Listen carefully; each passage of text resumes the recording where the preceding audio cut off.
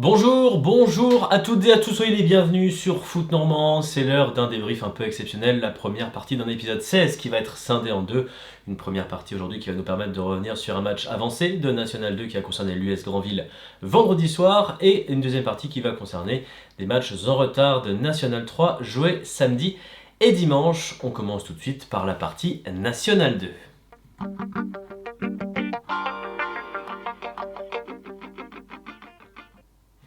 C'était un petit peu l'événement de ce vendredi soir, l'ouverture en grande pompe du carnaval de Grandville par une affiche avancée. Et quelle affiche! Le duel entre l'US Grandville et l'US Boulogne.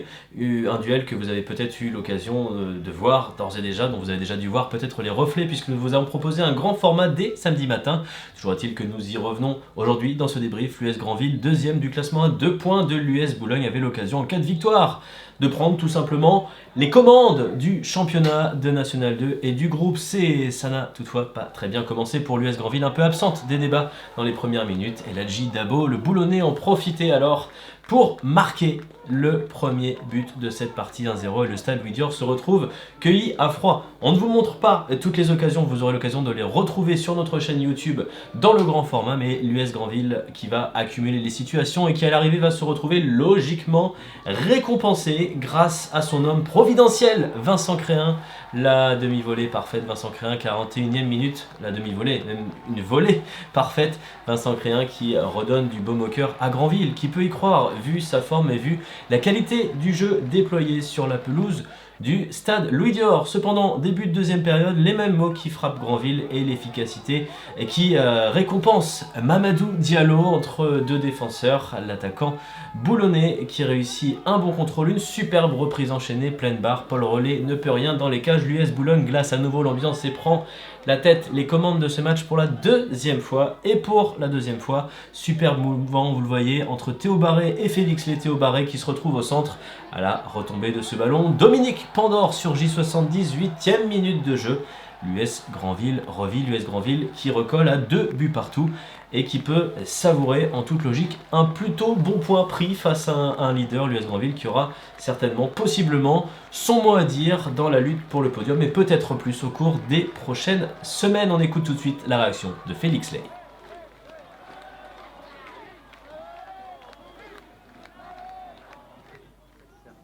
Ouais, c'est un bon point, surtout qu'on a été mené 2 fois au score. On a eu la force de caractère de revenir, donc c'est cool, on reste invaincu à domicile. Après, on aurait aimé le gagner, mais bon, ce soir on va se contenter du match nul. Les réactions intégrales, vous pourrez les retrouver justement sur ce fameux grand format, vous le trouverez sur la chaîne YouTube, rubrique débrief 2023-2024. Une réaction qu'on ne vous a pas montrée néanmoins dans le grand format, un petit clin d'œil, on a retrouvé un acteur et pas n'importe lequel à l'issue de cette rencontre. Forcément, on voulait gagner et je pense que ça reste quand même un bon match. Jusqu'au bout, on a pensé gagner, mais voilà, comme quoi le foot, ça se joue sur des petits détails, mais bon, c'est sûr qu'on fera tout pour l'emporter la prochaine fois. Bon, la dernière fois qu'on t'a vu, tu étais avec un autre maillot évidemment. Qu'est-ce que ça représente pour toi d'avoir rejoint Boulogne là? Forcément, ça reste quand même une fierté. Ça reste quand même une fierté parce que porter ce genre de maillot, c'est quand même quelque chose. Moi qui ai des grosses ambitions, je sais qu'il faut passer par ce genre de club. Et, sachant qu'il y a une montée, forcément, c'est un plus pour moi. Un petit mot pour l'AF Virois et les supporters? Comme tout le monde le sait là-bas, mon cœur il est toujours une partie là-bas. J'aime tout le monde, je sais que je suis aussi apprécié, donc ça me restera quoi qu'il arrive. Un véritable plaisir d'avoir pu retrouver Théo Epailly, le transfuge de l'AF Virois, qui on souhaite bon vent, bon courage du côté de Boulogne-sur-Mer. Théo Epailly qui n'aura pas trop à attendre pour retrouver l'AF Virois puisque l'US Boulogne se déplacera du côté de l'AFV ces prochaines semaines. Un petit point sur le classement si vous le voulez bien. Statu quo en tête du classement de National 2 qui devra jouer sa 16e journée intégrale ou presque la semaine prochaine. L'US Boulogne et l'US Grandville ont joué en match avancé, toujours 2 points de retard pour l'US Grandville qui compte 2 points d'avance sur le FCM Aubervilliers. C'est solide sur le podium pour l'US Grandville. La semaine prochaine, l'AF Virois tentera de se sortir un petit peu de sa situation un peu précaire dans la zone rouge en déplacement du côté de l'US Saint-Malo. On retrouvera l'intégralité de ce résumé, de ce déplacement virois dans le débrief 16 parties de la semaine prochaine. On enchaîne. Si vous le voulez bien, on a beaucoup de choses à vous montrer côté National 3.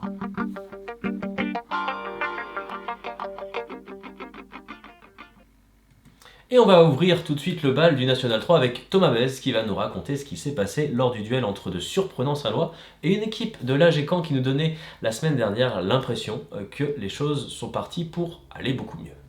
Le FC Saint-Lô-Manche, qui n'a toujours pas perdu en 2024, 2 victoires et 2 matchs nuls, accueille l'AG Caen qui veut confirmer sa belle victoire au Havre 2-0 le week-end dernier.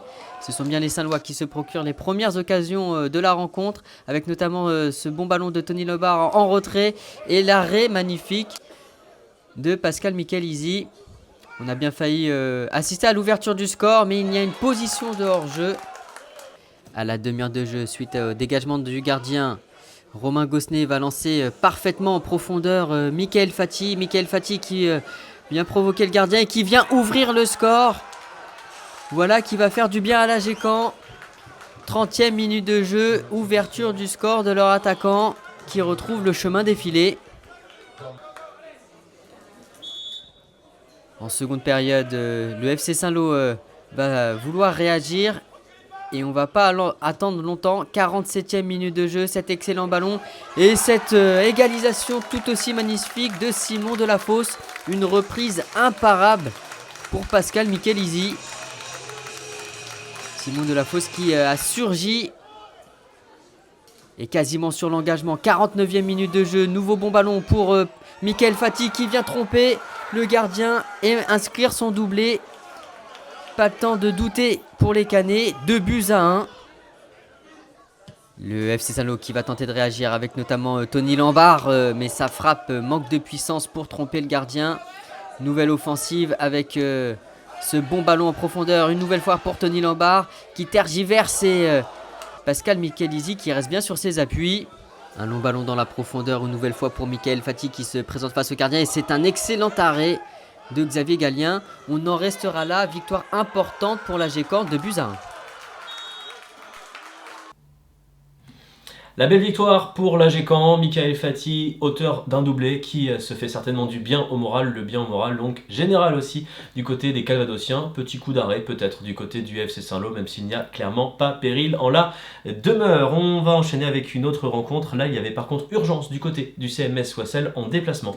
Chez la lanterne rouge des Mureaux, le CMS Ouassel avec ses couleurs jaune et bleu qui va être le premier à se mettre en action, mais sur cette bonne tête, Alexandre Menet, le portier des Mureaux qui fait merveille, et derrière la petite erreur défensive qui se paye cash, les Mureaux au cœur de la première période qui ouvre la marque contre un peu le cours du jeu, j'ai envie de dire, et le CMS Ouassel qui se retrouve immédiatement en difficulté et qui va boire la tasse quelques minutes plus tard. À nouveau un petit manquement défensif avec une pelouse qui n'aide pas.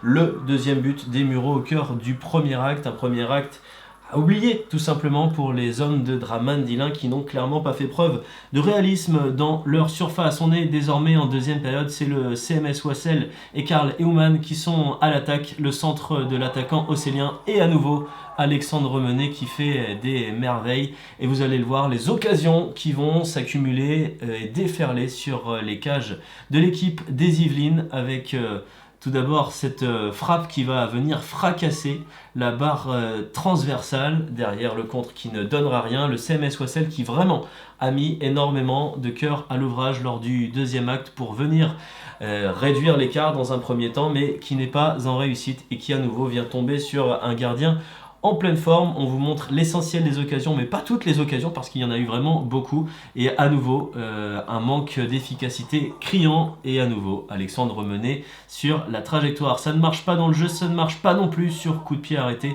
où cette fois-ci, le joueur océlien manque la mire. Difficile pour moi d'identifier de qui il s'agit. Et derrière, Ouassel qui va même passer à côté de la correctionnelle quand Axel Temperton, le portier océlien, voit cette frappe des Mureaux venir heurter sa barre transversale. Les dernières minutes verront les visiteurs sénomarins s'évertuer et encore et toujours à réduire l'écart, mais lorsqu'Alexandre Menet ne fait pas des merveilles, eh bien c'est tout simplement le cadre qui se dérobe. Ouassel perd eh bien d'importants points face à une équipe des Mureaux qui se relance, on le verra tout à l'heure.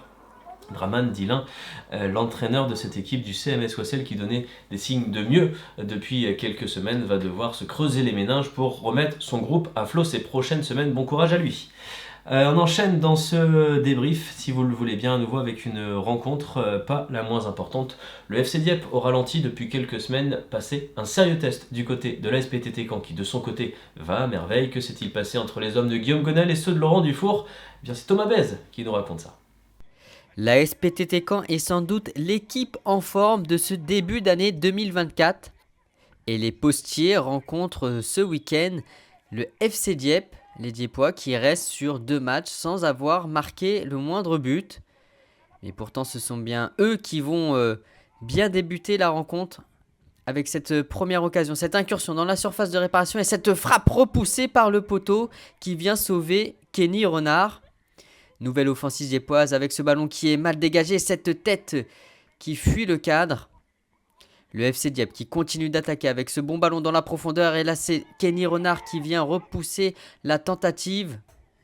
Les postiers qui vont réagir avec cet excellent pressing, cette récupération haute. Et cette frappe à l'entrée de la surface de réparation repoussée par Alexandre Lefebvre. Et à la 12e minute de jeu, il y a ce bon centre. Et cette reprise magnifique de Nicolas Camillo qui vient ouvrir le score. Nicolas Camillo qui réitère et qui marque son 2e but en 2 matchs. Une reprise de volée sublime. Et les PTT qui vont continuer d'attaquer avec Léo Hamel. Léo Hamel qui décale bien Nicolas Camillo sur le côté gauche. Un centre, cette petite balle en retrait pour Léo Hamel qui vient doubler le score. Léo Hamel qui trouve le chemin défilé. Avec cette frappe très bien placée, ras du sol. C'est imparable pour Alexandre Lefebvre au pied de son poteau. En seconde période, les Dieppois qui vont tenter de réagir sur coup de pied arrêté, notamment avec ce corner très bien tiré au premier poteau. Et c'est Kenny Renard qui repousse la tête dieppoise. Un long ballon en profondeur pour Nicolas Camillo. Nicolas Camillo qui se présente face au gardien qui est accroché. Penalty indiscutable. Et c'est Julien Gervais qui va s'en charger et qui va le transformer. 3-0 pour la SPTT Caen. Frappé en force, c'est imparable. Les PTT qui vont continuer d'attaquer et qui auraient pu marquer ce 4e but sans cet arrêt. En toute fin de rencontre, c'est Léo Hamel qui va protéger les buts avec ce ballon repoussé sur la ligne. Et voilà, on va garantir le clean sheet côté des PTT avec cette victoire 3-0.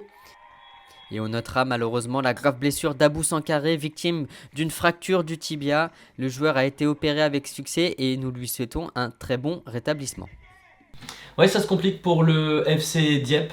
Clairement une crise pour l'instant en ce début d'année 2024, une crise de résultats. Évidemment, il va falloir se relever pas plus tard que la semaine prochaine, si possible, avec un déplacement et non des moindres du côté de l'US Alençon. La SPTT Caen, toujours aussi radieuse, peut pourquoi pas rêver d'une fin de saison eh bien, avec des objectifs peut-être plus haut que le simple maintien dans ce championnat de National 3.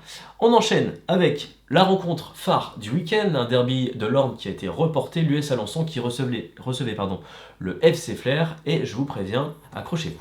Un match entre les deux équipes de l'Orne qui va commencer tambour battant, les Alençonnais avec leurs couleurs traditionnelles vert et noir qui vont être les premiers à marquer. Jocelyn Sancho, le milieu de terrain qui prolonge un corner, difficile de se dégager du côté du FC Flers, et l'US Alençon qui prend déjà les devants sur coup de pied arrêté. Les coups de pied arrêtés qui vont sourire aux Alençonnais, c'est en tout cas sur phase arrêtée que cette action commence derrière le bon geste technique qui aboutit à ce centre qui est à la réception dans le bon timing. Et bien un certain Hakim El Hamdaoui, 41e minute, l'US Alençon qui réalise le break, la superbe extension du buteur historique de ce championnat, et évidemment un stade Jacques Foult particulièrement ravi de la tournure des événements et qui va même avoir une nouvelle occasion de vrombir de joie avec le but à la 59e minute d'Ilyes Nakoubi, un joueur qui vient d'arriver dans l'effectif de Vincent Legnaud et qui se met tout de suite en évidence. Le milieu offensif permet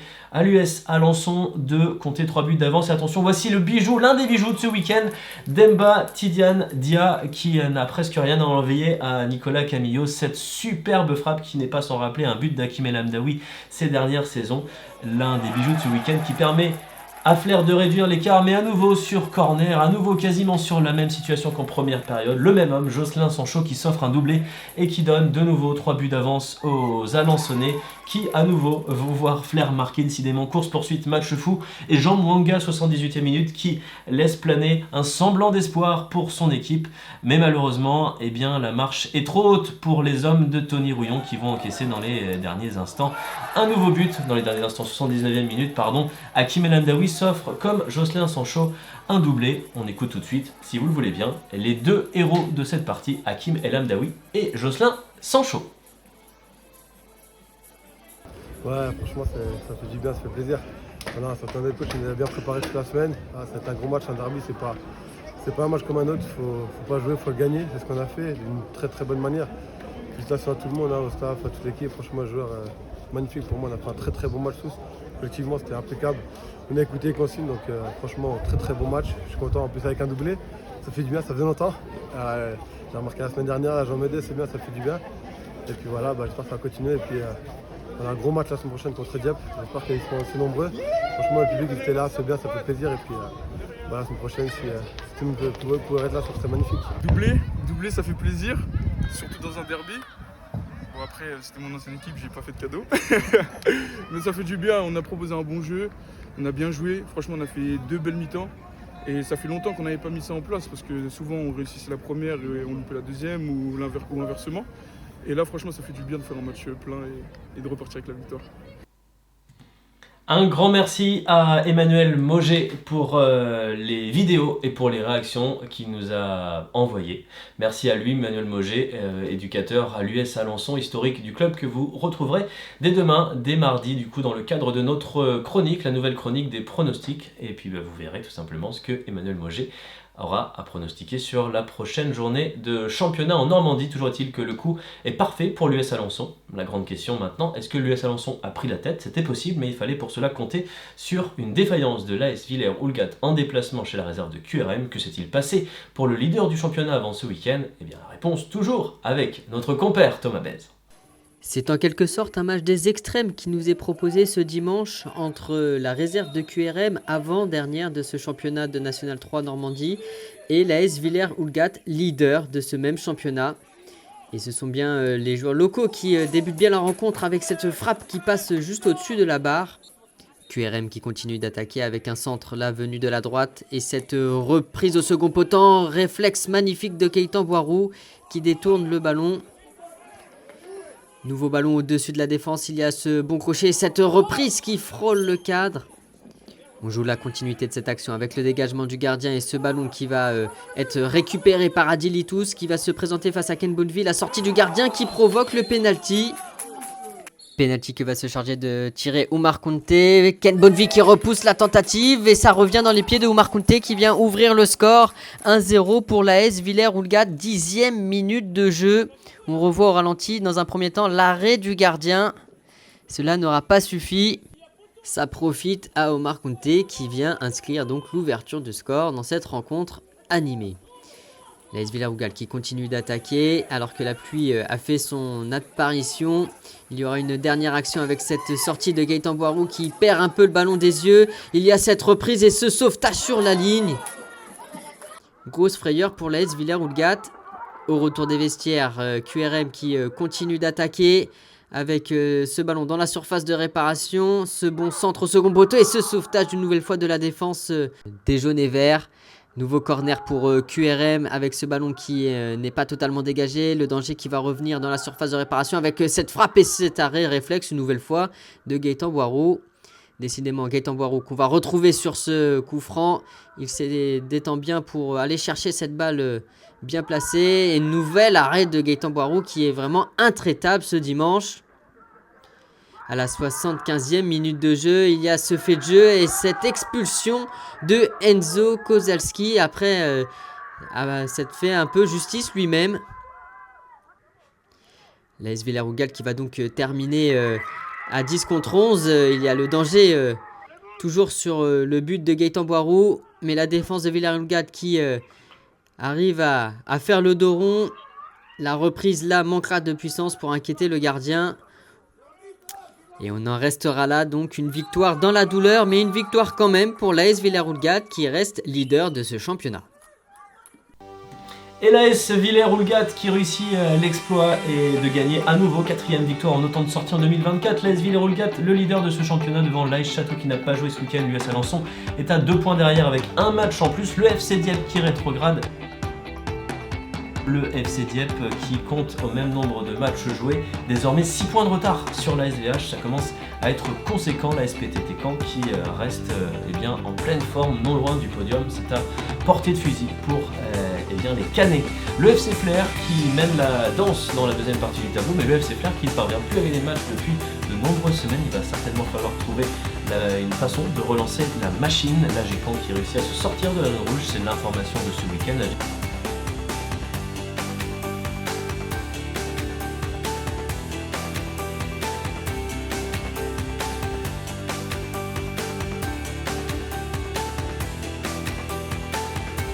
Pour un débrief, on l'espère, complet.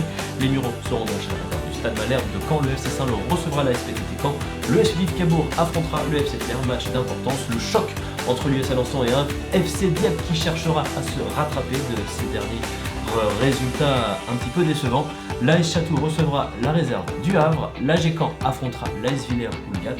Et la réserve de QRM affrontera le CNS Ossel dans un choc de relégable à ne surtout pas perdre. Un petit coup d'œil sur le classement des buteurs. Ça a évolué ce week-end avec Hakim El Hamdaoui qui prend la tête du classement avec 8 buts grâce à son doublé de ce week-end, avec un nouveau but d'Embati Diandia, le Flérien, le colle avec 7 unités au compteur. Nicolas Camillo a également marqué ce week-end, le voilà à 6 buts. Il mène la danse et une meute de joueurs qui ont tous marqué le même nombre de buts.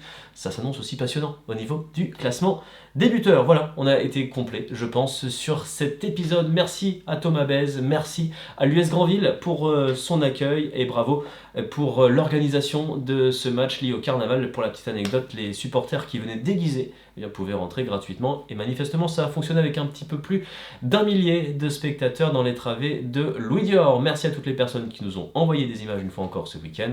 Je compte sur vous pour les partages autour de vous, c'est très important pour continuer à faire vivre cette émission. On se retrouve dès la semaine prochaine pour la partie 2 de l'épisode 16. D'ici là, prenez évidemment soin de vous. Allez, salut!